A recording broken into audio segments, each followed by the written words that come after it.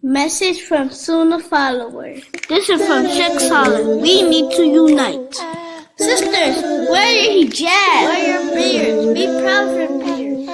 Stay home, stay in your home. Stand up, unite, and stand for Allah subhanahu wa ta'ala.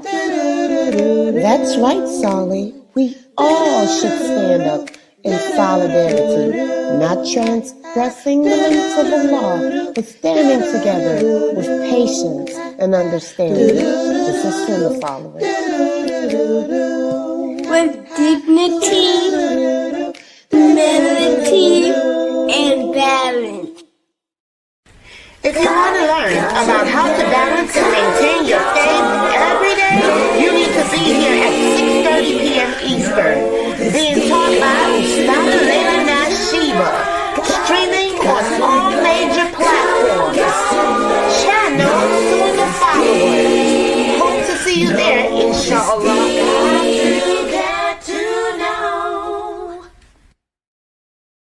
Assalamu alaikum. This is Yusuf and this is Ayub.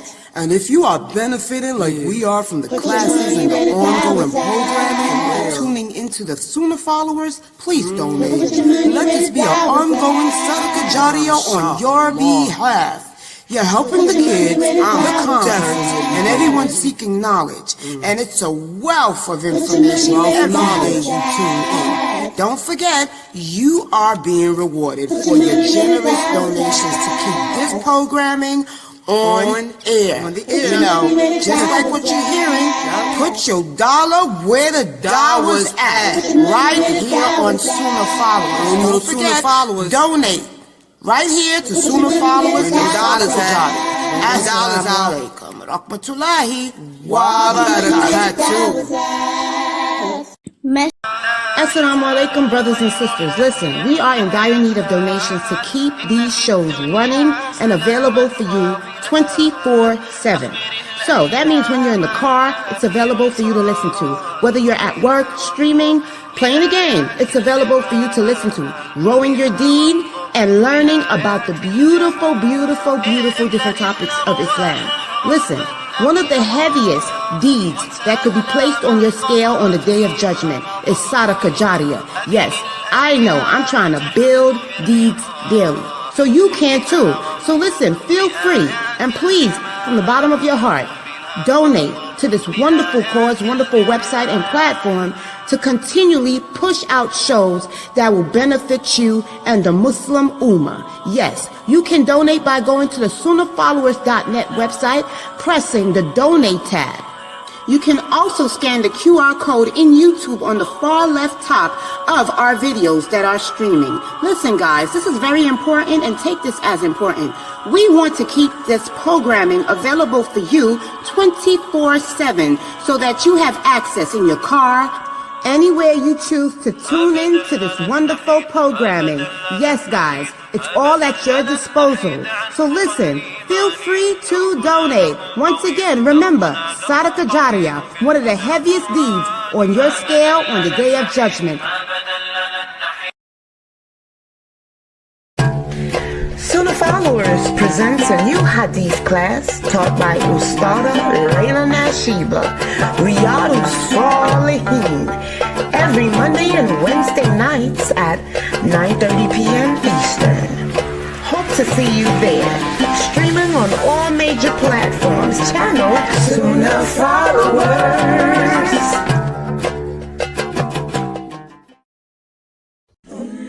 One of the 10 who Jannah was promised, the second caliph, a strong, devout, noble, and fierce soldier of Allah, made an impact in Islam. His name, Umar ibn al-Kitab. Continuing in this series, the companions of the Prophet, taught by Brother Mukhtar Shaheed, streaming on all major platforms. Stay tuned for the time and date, right here, channel Sunnahfollowers. Ask Sister Laila live. Sister Laila live. Weekly for the show at the hour. Ask Sister Laila live. Sister Laila. invite your friends and family, make it cozy at Sister Layla. Assalamu alaikum. Get to know your Lord. First part of the Right Belief series by Sheikh Karim Abuzaid. This dynamic literary work of art's main goal is to revive an understanding the names and attributes of Allah. And understanding the name and attributes of Allah will elevate our faith, strengthen us, and keep us steadfast. This wonderful book is now available in an audiobook format and can be found free of charge on YouTube, channel Karim Abuzaid. Get to know your Lord. You have nothing to lose. The Maqasidic Tafsir. Where should I begin when I'm starting at the end? Pursuing the higher aim, learning the meaning of every page. Where should I begin when I'm starting at the end? Another addition to your Islamic education, Maqasidic Tafsir, Healing and Governance, the Transformative Path of Sabah as-Tiwal, written by Dr. Karim Abuzaid. Join Ustad Laila Nasheeba every Tuesdays and Thursdays at 9:30 p.m., streaming all major platforms, channel Sunnahfollowers.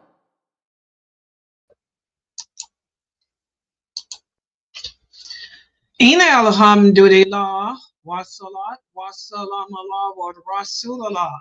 I'd like to welcome everybody to our Maqasidic Tafsir class. And this is the class whereas we are studying the Maqasidic Tafsir, Volume 3 of Dr. Karim Abuzaid's amazing book, which focuses on the 7 most lengthy chapters of the Quran.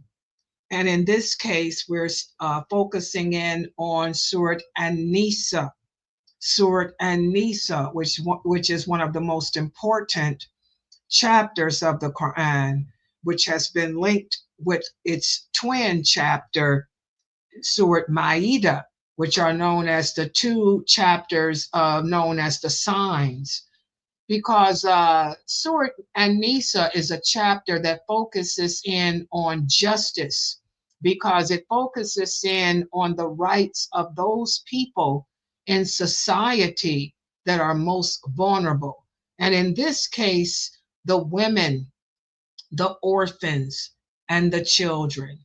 And even though Allah sent these magnificent verses down during the most tragic time of man's history, it was such a tragic era that it's known in history as the Dark Ages. These were the 6th century, the 6th, 7th, and 8th centuries. They were known as the medieval period, the Dark Ages of man's history. Even though these verses that signify justice and that brought about rights to the most vulnerable people in society, even though this is the year 2025, soon to be 2026, we see that we're still vulnerable. The rights of women, the rights of orphans, the rights of children, the rights of the needy are still questioned, even today. So let's take a look at these magnificent verses that help to again prove that Allah is who He says He is, and that man is nothing but a creation of Allah's. Because again, these rights are not being upheld.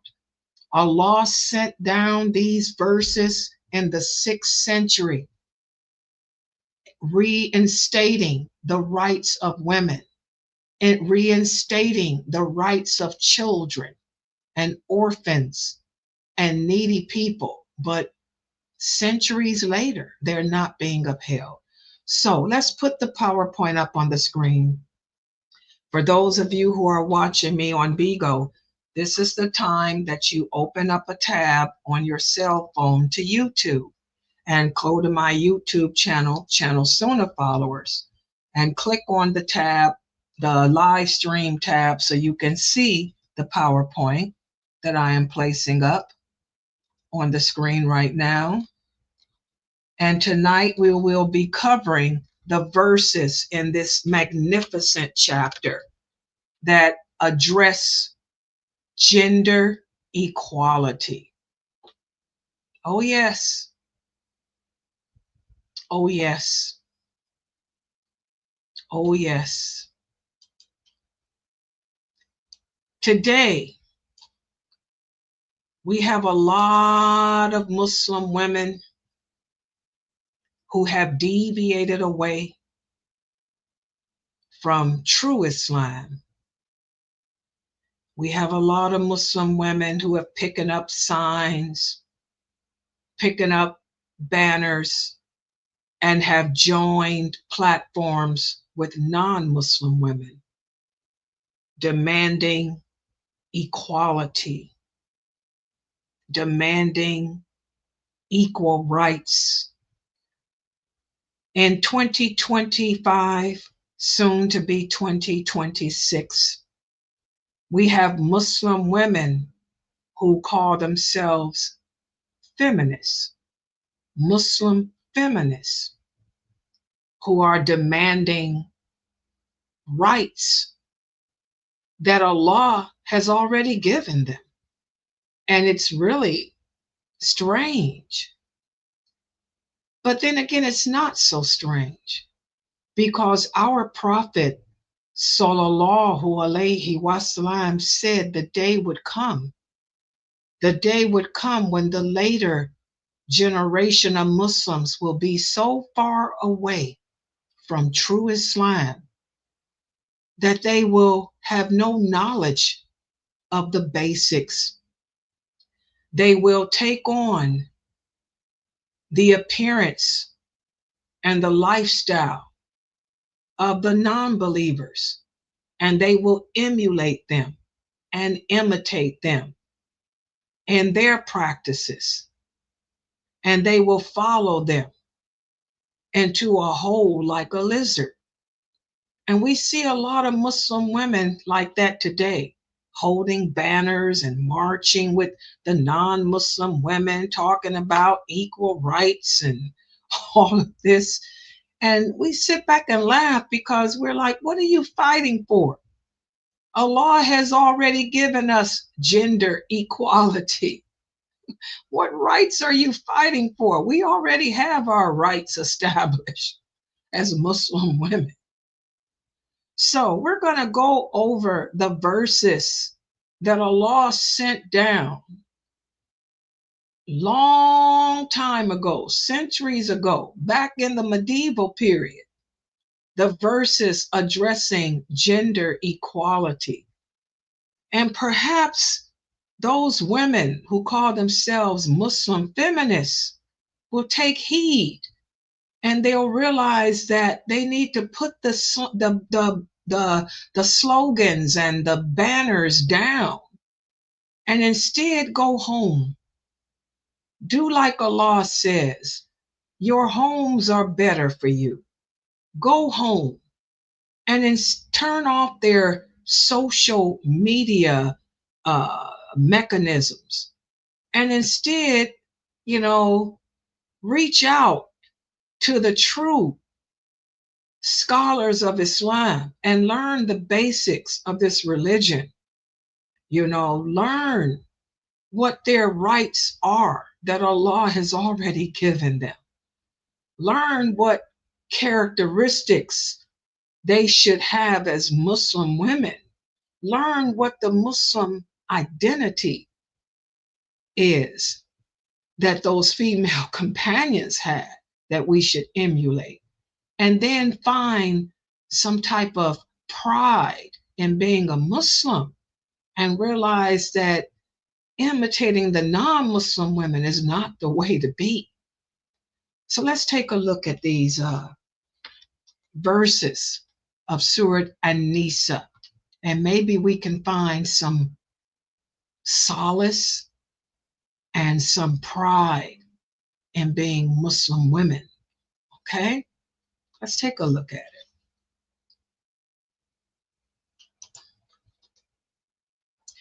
And again, just so everyone knows, by acknowledging the distinct roles that women play, this chapter of the Quran celebrates women's contributions to Islamic society beyond traditional expectations.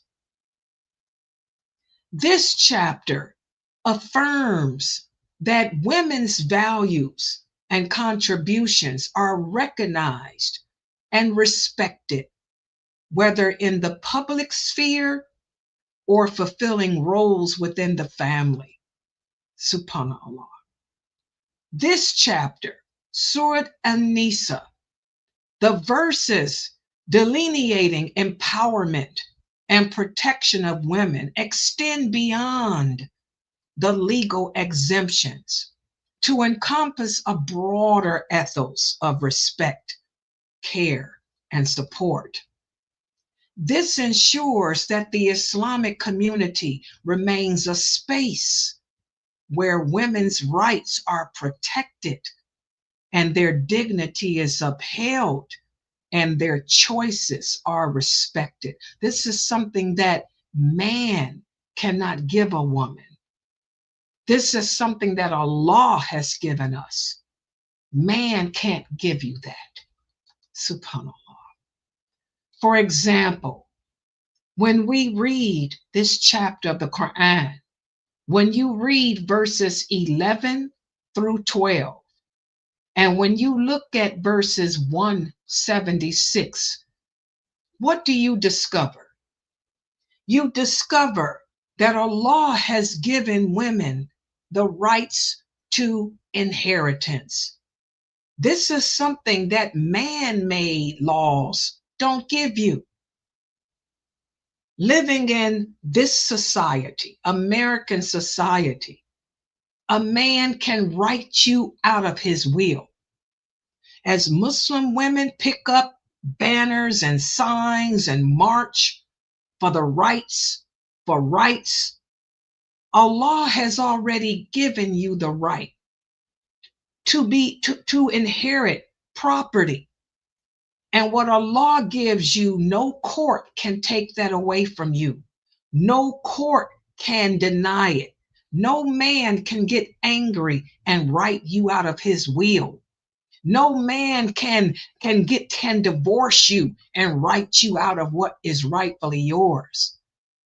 So this chapter, Surat An-Nisa, it marks a significant shift in the legal and societal status of women through its explicit affirmation of their inheritance rights.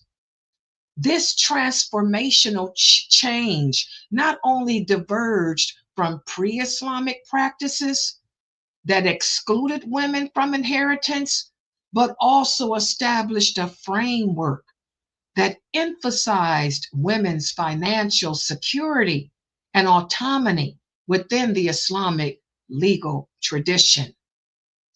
These verses 11, 12, and 176, these verses detail precise inheritance allocations to women, ensuring that they receive a fair share of their deceased relatives' estate.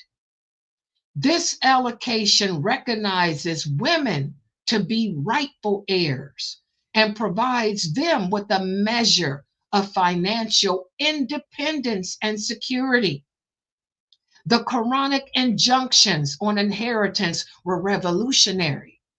They were directly addressing and reforming the unjust practices of pre-Islam that left women and children vulnerable and without support. This change was emblematic of Islam's transformative impact on society, and it was aimed at rectifying the injustices and establishing a more equitable distribution of resources. And what Allah puts into law, no man can ever change. Like I said, this is engraved in stone. Your father can't get angry at you and take you out of his will. Your brother can't cheat you out of what's in that will. Your uncles can't demean you and take you out. So this is a right that Allah has given women.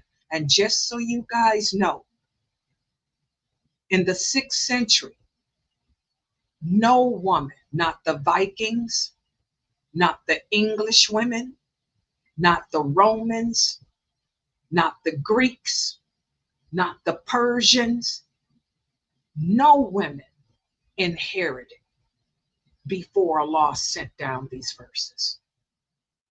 This is one of the reasons why Islam spread it so rapidly.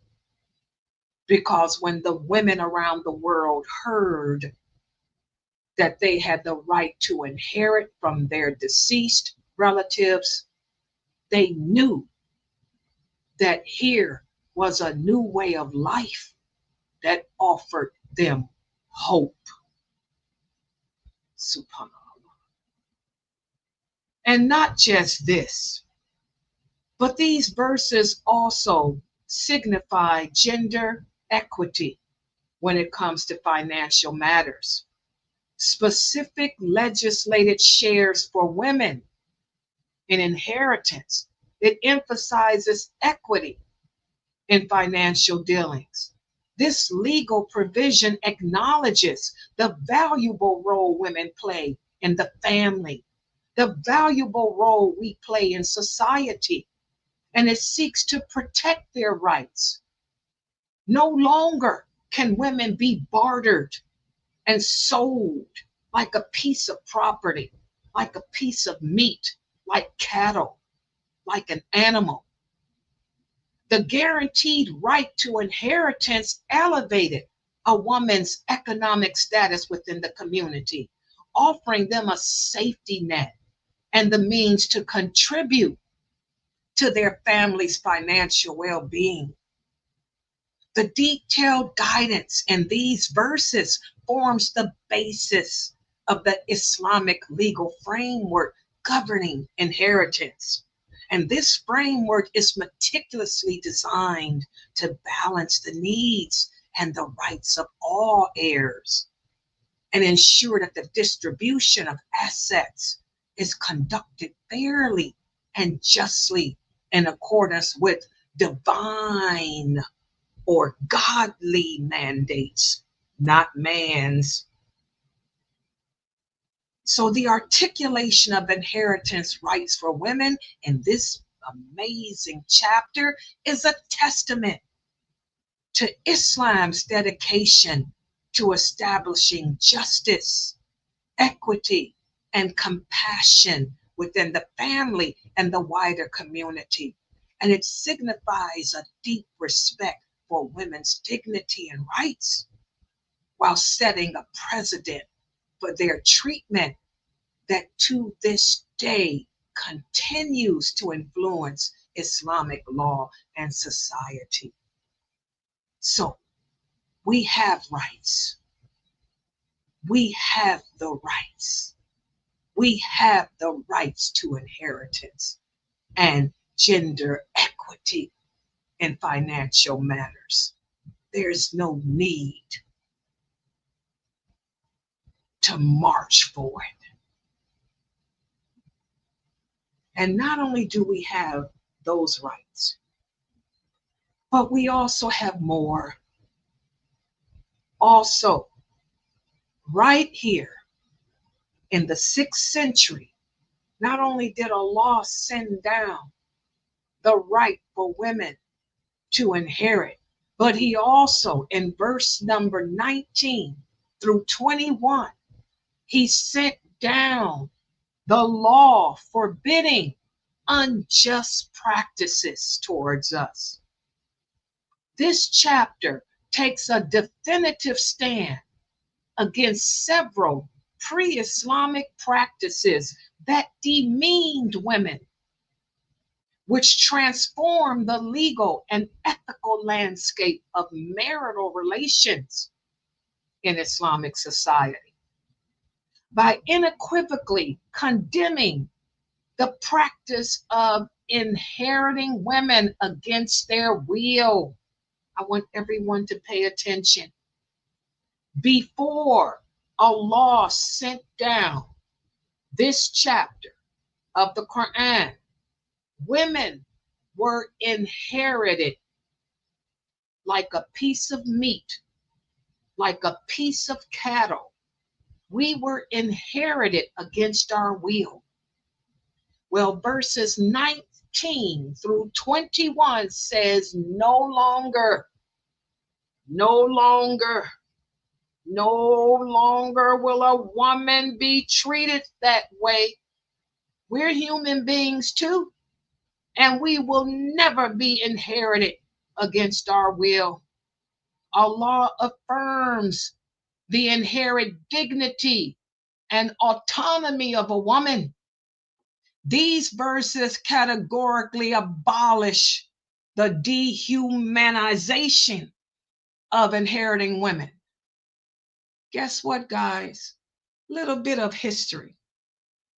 Do you know that it wasn't until the 70s, the 1970s, that women here in America earned the right to not have our husband's name?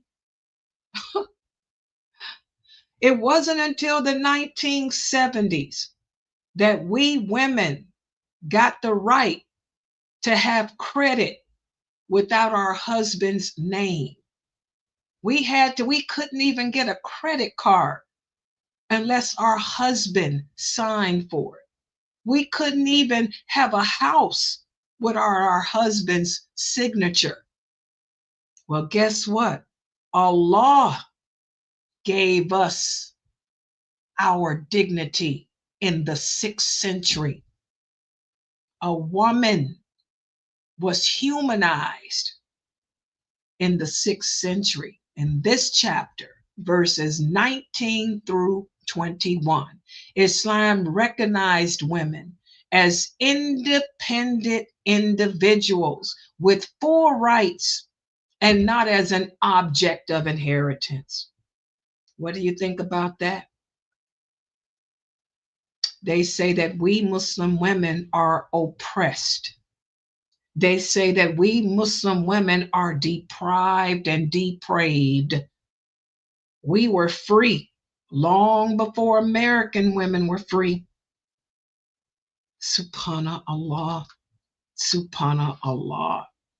So this chapter emphasizes the importance of mutual consent in marriage, and it emphasizes it as a fundamental principle for forming marital bonds too.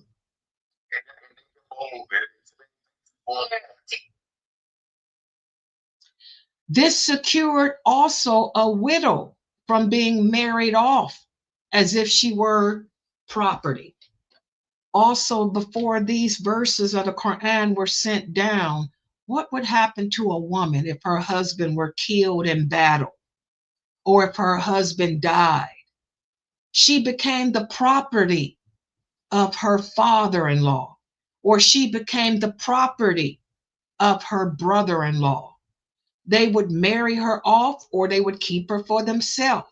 Well, Allah sent down these verses 19 through 21, forbidding this. No longer could a woman be married off or given away against her will. A woman was a human being. A woman had rights to her own self. This directive ensures that both parties enter marriage freely and willingly, reinforcing the sanctity and mutual respect inherent in a marital contract. So again, guys, Allah gave us women rights. The right to decide whether or not we want to marry, the right to decide who we want to marry. So this misconception that non-Muslims have that we are married against our will, this is a misconception. No woman can be married unless she agrees to it. And we choose who we want to marry. We have to approve of the man. We're not married, in a forced marriage. So by addressing these unjust practices, this chapter, An-Nisa, protects women's rights and acknowledges their individuality and their capacity for making personal decisions. This recognition marks a significant departure from the era's prevailing attitudes, and it elevates women to a status within the family and the society of respect. Like I said, here in America, a woman couldn't even have a credit card unless her husband signed for it until the 1970s. SubhanAllah.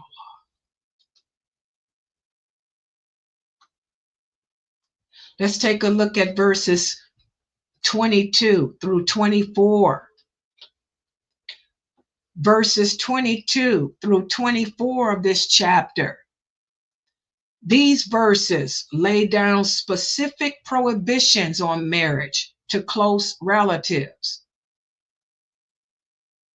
Before Islam sent down these verses, do you know people used to marry their sisters, their daughters, their aunts?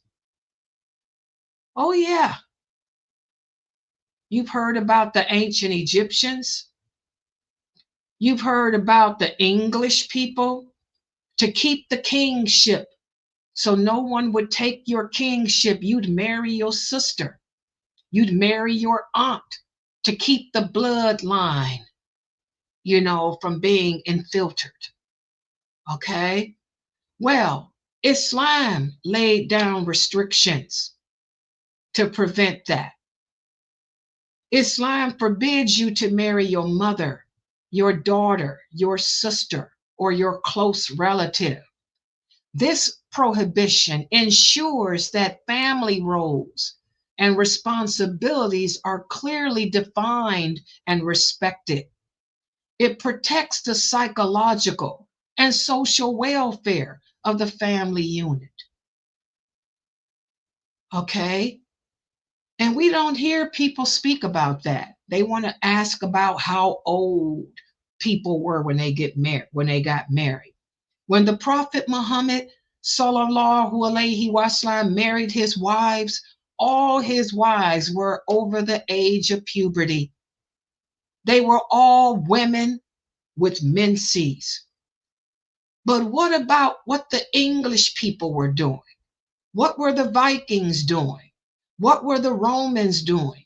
What were the Greeks doing? What were the people in Europe doing?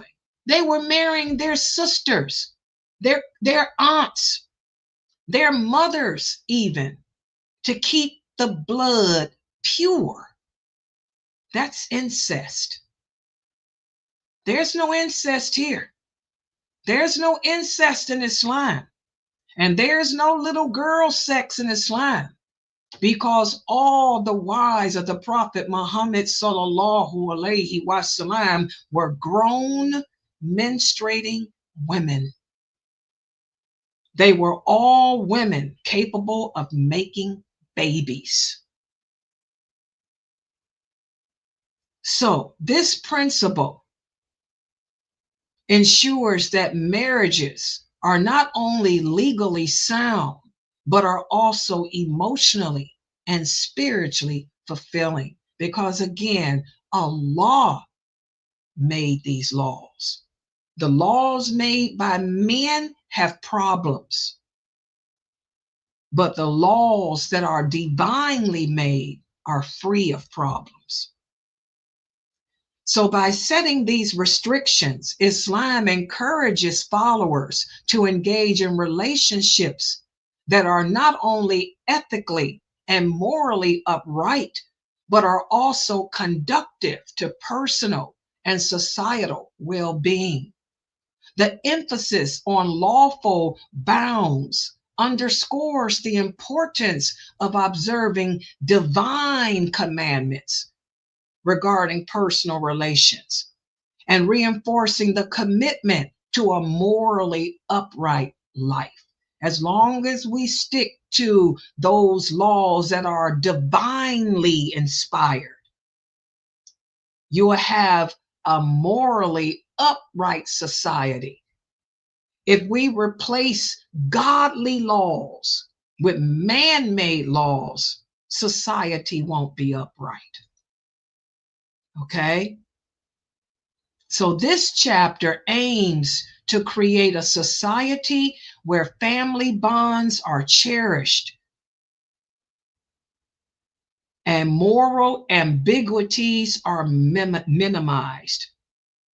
The stipulations in these verses 22 through 24, attest to Islam's deep approach to relationships, and they encompass legal, ethical, and emotional dimensions.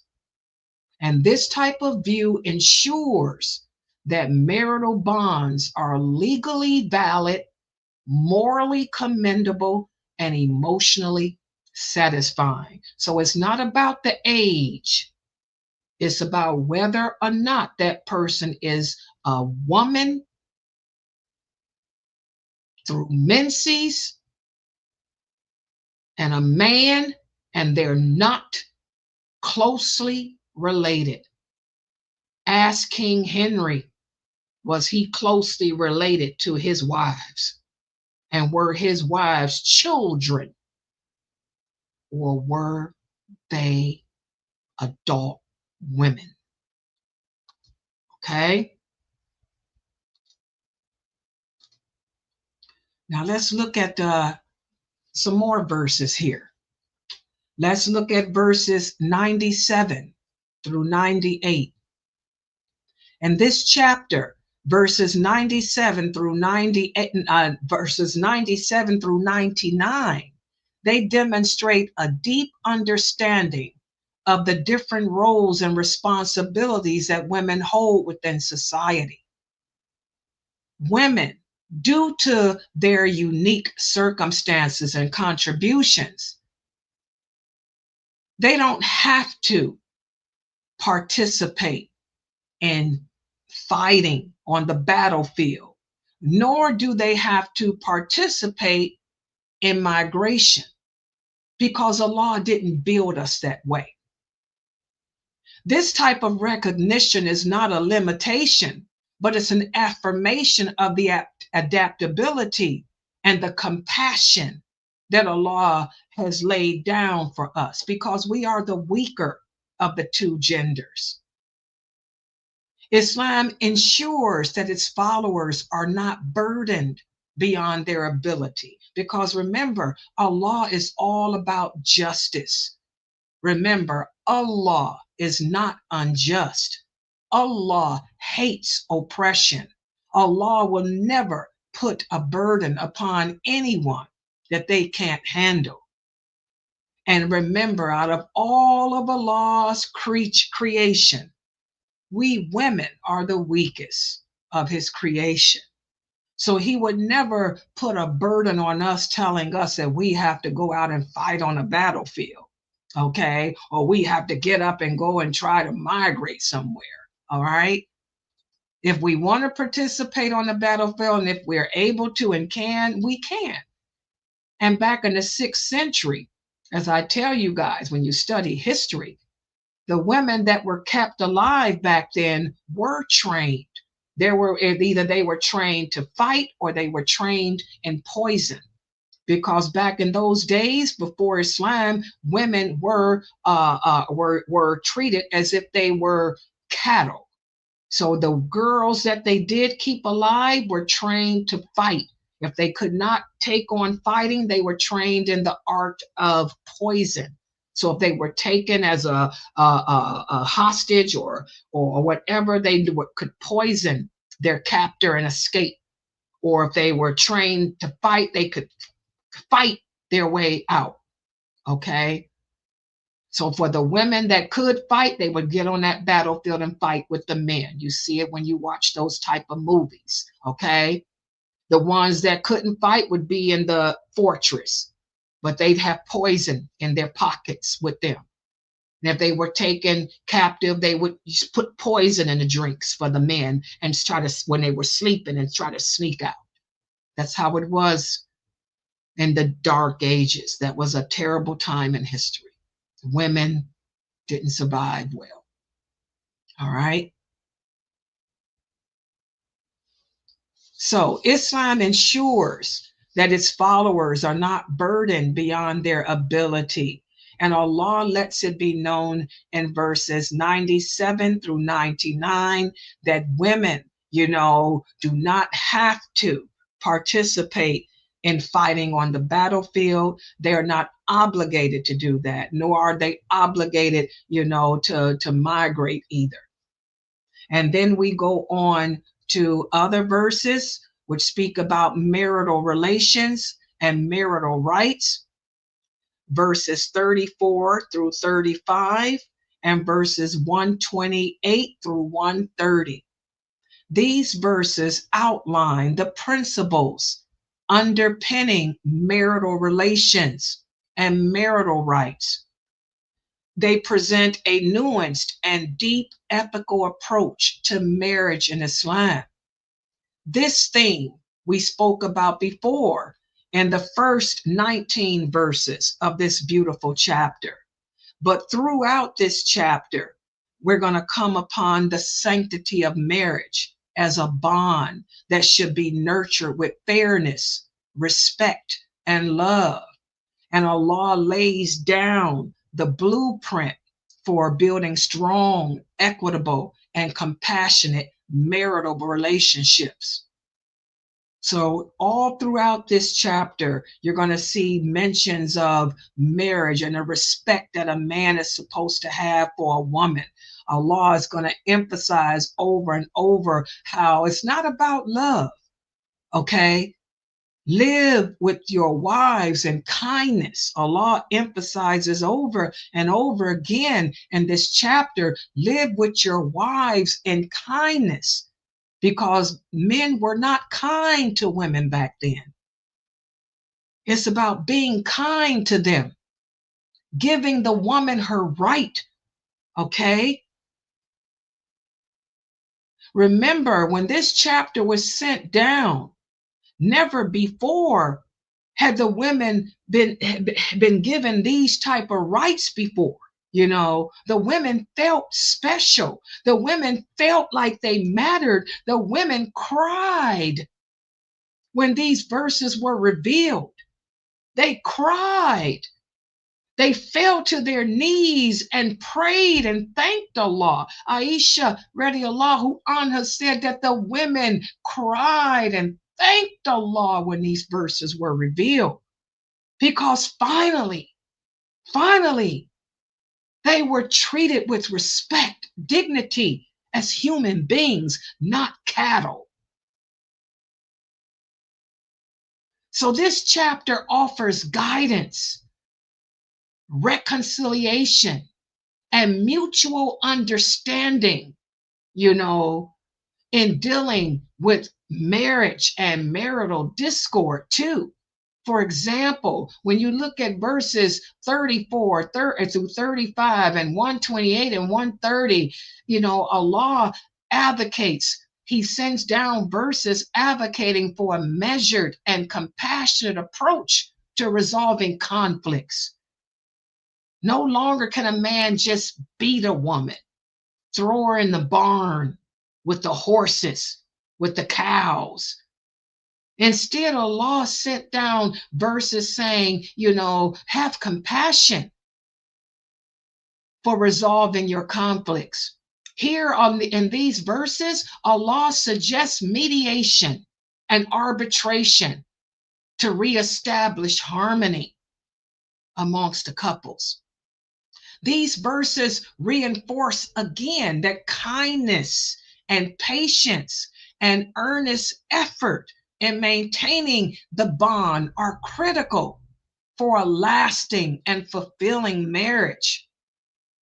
The reality of marital strife includes misunderstandings. In other words, there's going to be problems in a marriage. There's going to be miscommunication. There's going to be stilted negotiation, but the wisdom of this chapter provides a thoughtful framework for addressing these type of issues. It encourages the spouses to seek solutions and to always approach each other with compassion and understanding, even in challenging times. The emphasis on maintaining the dignity and mutual respect of both parties highlights Islam's commitment in preserving the sanctity of marriage. We're both important. It's not just about you, brother. It's about you and me working together to try to make this work. It's about you and me coming together to try to resolve whatever the issue is. It's not about saying, I divorce you. Divorce is easy. Divorce is easy. It's so easy to divorce.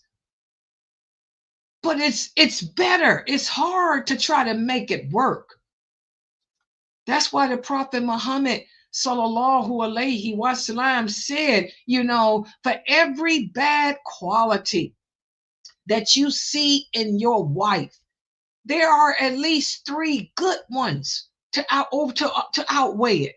Stop being quick to say, I divorce you over something stupid, something petty, and instead look to see the good. That's why he said, if you can control your anger, Shaitan wants you to divorce your wife. He wants you to get so angry that you say, I divorce you. I'm done with this. That's easy. Be a man. Don't take the cowardly way out. We take the cowardly way out and divorce. Be a man and deal with it. Make it work. She's a good woman. You married her. Something attracted you to her. Be the man and work it out. Don't take the cowardly way out. You're going to keep on divorcing. You're going to keep on divorcing. How many women have you been with in your life? How many women have you let get away? How many good women have you let get away because you were a coward? You couldn't be a man and work it out. So this chapter's teachings on marriage go beyond the rights and duties of spouses to encompass a broader vision of societal harmony and justice by establishing a clear guidelines for equitable, respectful, and compassionate treatment within a relationship. This chapter contributes to the foundation of a just and compassionate society. We become like the non-believers. Non-Muslims can't stay married.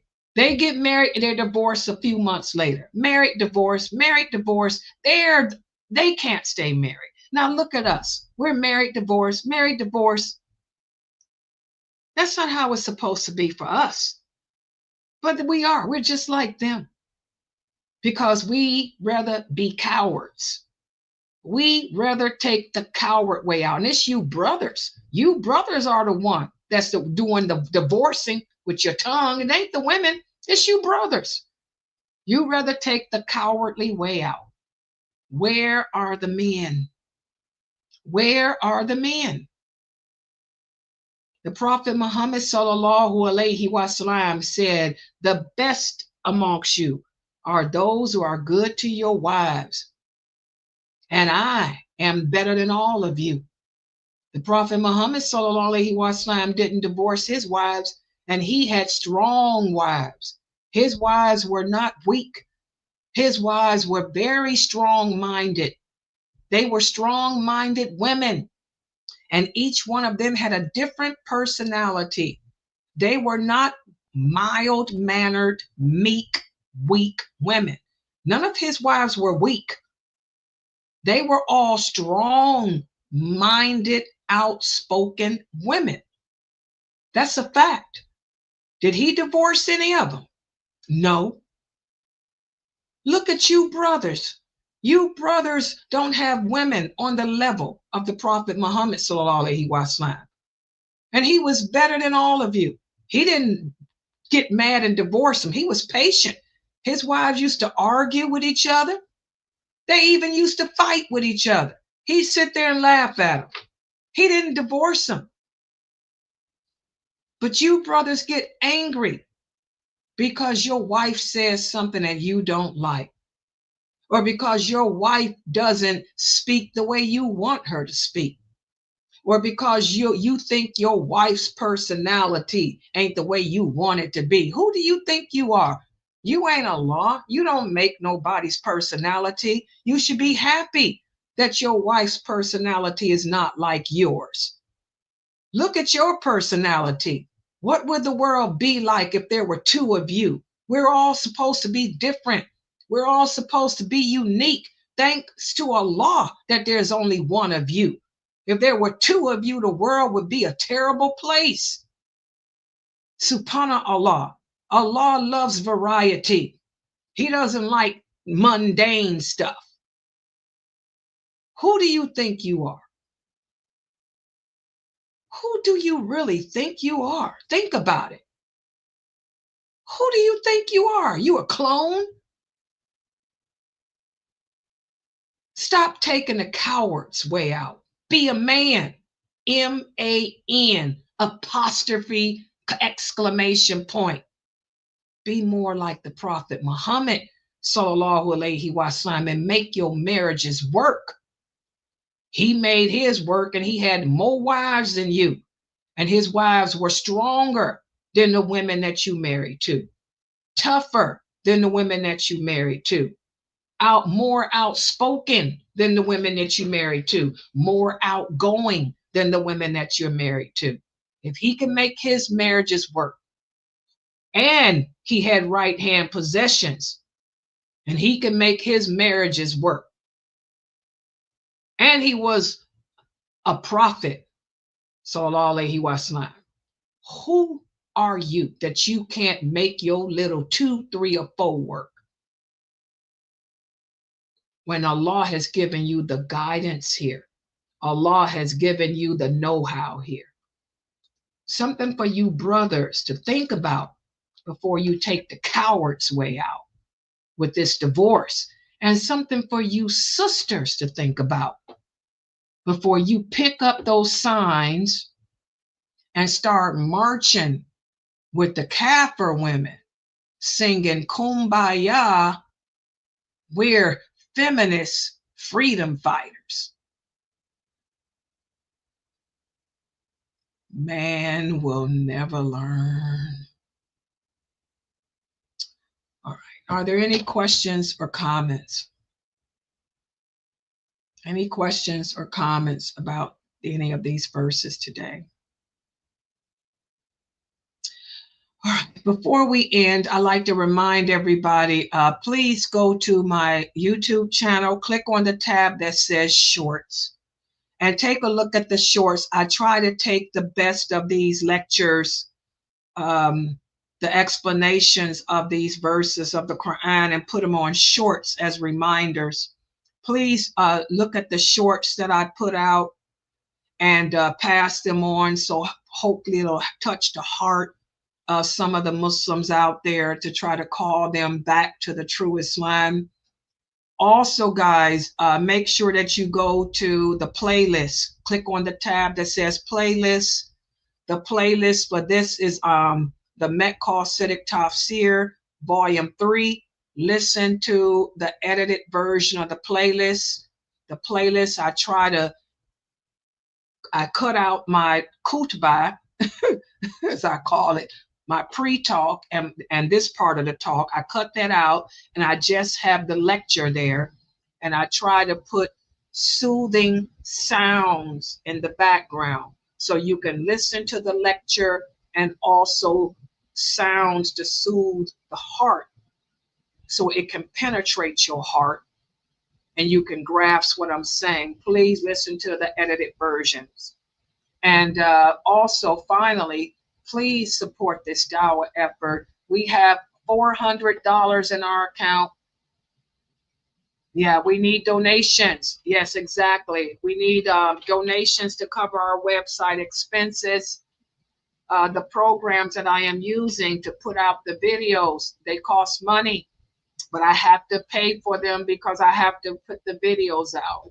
We have to pay for what we get, you know. So please support this Dawah effort, guys. I need donations to cover this website. We are a nonprofit organization. Please, please donate. Please donate. Please, guys, we need your donations. We are a nonprofit organization. You can donate. Look at the ticker there. Yeah, you can donate using PayPal. You can donate using Cash App or Zelle. Yes, tomorrow is the Ask Sister Laila live show. That's my live show tomorrow. Yes, whatever questions you guys have, bring them here. Inshallah, I'll answer them. Yes, I do have a request for Brother Mukhtar about polygamy. Yes, I'm getting it together. Yeah, I'm gonna type that up for Mukhtar. It's not gonna be tomorrow though. I'm gonna give Mukhtar, you know, Mukhtar works and stuff too. So I'm gonna give Mukhtar a couple of weeks to work on it. Yeah, I'll be sending that to him. The brothers sent me a request for the brothers sent a request for a special topic. Polygamy, you know, that's what they want to talk about. Yeah. That's the top. Yeah. Anybody who would like a special topic, please send me a donation of 100 and give me whatever your topic is. Send it to my link. Exactly. Send it to my email address. Yeah. But I got the one from the brothers. Yeah. I'm going to type that up for Mukhtar. Yeah, inshallah. All right, guys. All right, let me log out for tonight. Inshallah, I'll be back tomorrow with the Islam Q&A show and also my class at 6:30. Please click on the tab for the shorts and look at the shorts and pass them out. All right. Subhanakallahumma wa bihamdika ashhadu an la ilaha illa anta astaghfiruka wa atubu ilaik. Assalamu alaikum. See you guys tomorrow, inshallah.